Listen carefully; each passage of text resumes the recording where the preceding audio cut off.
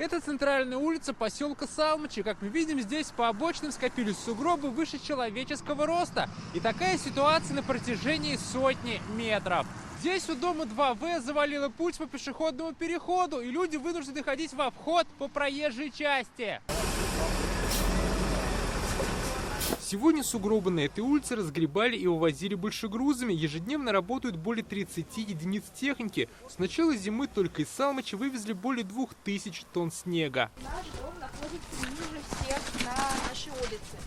И в апреле уровень воды достигает вот этих значений. Жительница расположенного в низине гостеприимного проезда Алия Рафикова переживает, какой будет весна в этом году. Раньше из-за наводнения их даже эвакуировали. У нас каждый март затапливает апрель. Мы каждый апрель снимаем квартиру, вынуждены снимать квартиру, потому что мы не можем пользоваться коммуникациями. Вот. И в этом году снега очень много.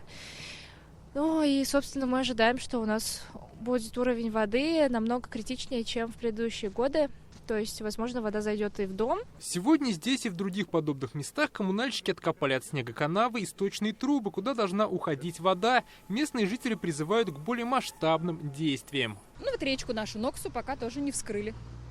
Но даже у нас во дворе много снега, поэтому мы, наверное, поплывем в этом году. От чиновников хотим, чтобы нам в этом году помогли не утонуть. Для этого мы уже, как все местные жители, многоопытные, знаем, надо поставить вот здесь помпу и выкачивать воду круглосуточно, не 4-6 часов, как по заявке. Что-то нужно или бурить скважины, или почаще откачка, чтобы приезжала. Сегодня руководство района посетило места, которые могут попасть в зону подтопления. Как отмечают, создан специальный штаб, идет мониторинг ситуации. Работы еще много, будем вывозить снег, будем чистить места откачки воды, трубы.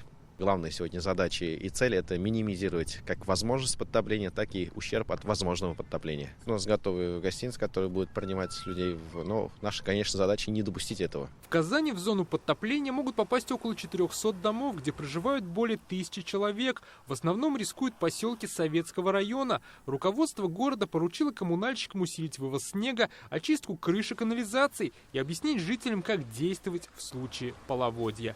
Дмитрий Аринин, Наиль Абдуллин, ТНВ, Казань.